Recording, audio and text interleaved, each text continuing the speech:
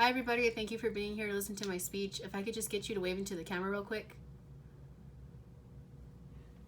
Perfect. Okay, so with the situation that we're in right now, it might be hard to find something that can lighten your mood or possibly release some of the stress you may be having. On the bright side, one of the most common and easiest ways to de-stress and find some joy is through the use of music. Music is something that is constantly surrounding us and is a part of everything that we see and do. Whether you're at a sporting event or simply just watching TV, you're able to hear some type of background music playing. In today's society especially, people like to share each other's music as a way to connect with other people. With that being said, people are constantly trying to find the best way to search and listen to music. In a recent article written on CNET by Ty Pendelbury and Xiomara Blanco, as of 2020, the two most leading on-demand streaming apps are between Spotify Premium and Apple Music. Many people have their own personal opinions between these two apps, especially if they're iPhone and Apple users, as all of you are. So today, as an individual who has an iPhone and has used both Spotify Premium and Apple Music, I'm going to convince you that Apple Music is the better option for music as opposed to Spotify Premium. To do this, I'm going to be discussing why the amount of songs in Apple Music is better, why the free trial period on Apple Music is better, and why the overall features of Apple Music is better. So to begin, I want to start with comparing the amount of songs you can get on Spotify Premium to Apple Music. When looking for music to add to their playlist, many people want to use a service that's going to give them the most amount of songs to access.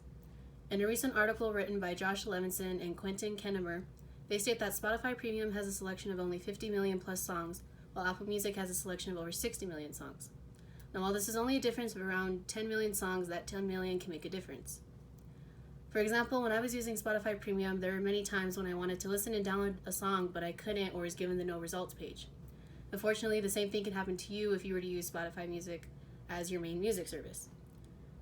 If the one song you're looking for is a part of that 10 million difference, you're going to be disappointed like I was. On the other hand, with Apple Music, anytime that you want to search and listen to a song, you're able to find and download it easily. When I use Apple Music, I even have the luxury of listening to other options for that song, such as cover songs or remix songs.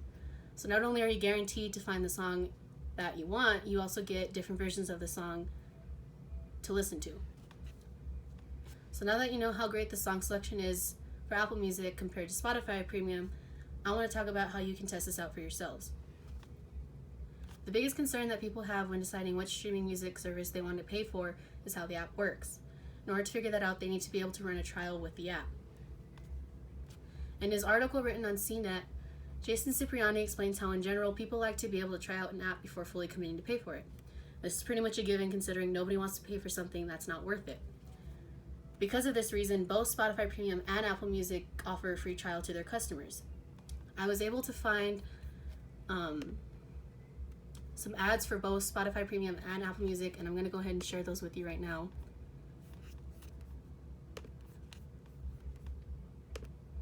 So here up on top is the Spotify Premium ad as shown and stated on their main website. Spotify Premium is offering their customers a free 1-month trial.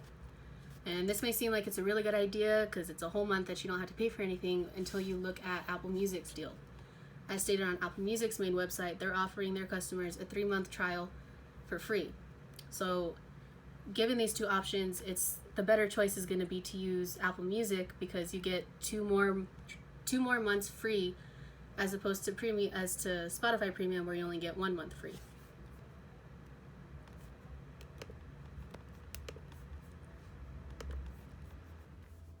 So now that we've covered which streaming service app offers the better trial period, I want to get into the overall quality of each app.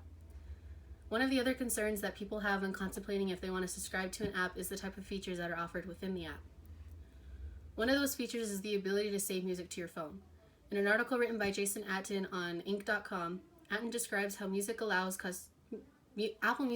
customers to be able to save all of the songs you have purchased before using Apple Music, as well as any songs you purchase with Apple Music.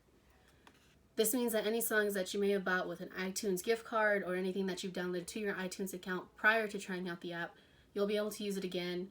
You'll be able to access it again when using Apple Music, plus any other songs that you want to download.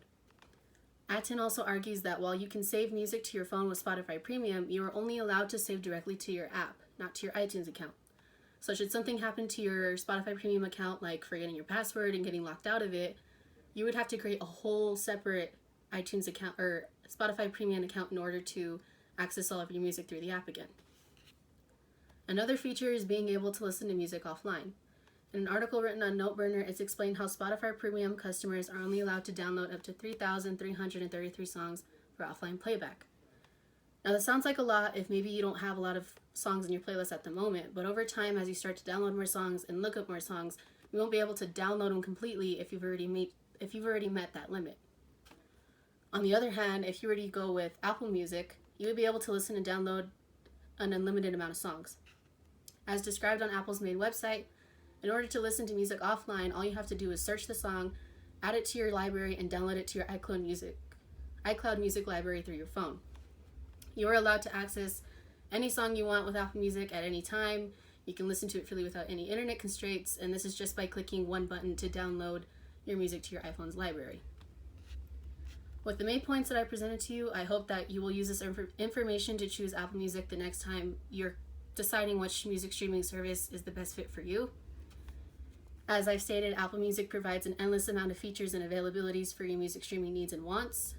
By using Apple Music, you'll be able to search and listen to more songs, be able to test out the app before fully committing to pay for Apple Music services, and will be able to listen to more songs offline. I hope that the information I presented has broadened your knowledge between Apple Music and Spotify Premium services and has proved to you why Apple Music is the better choice for your music. Thank you guys for listening.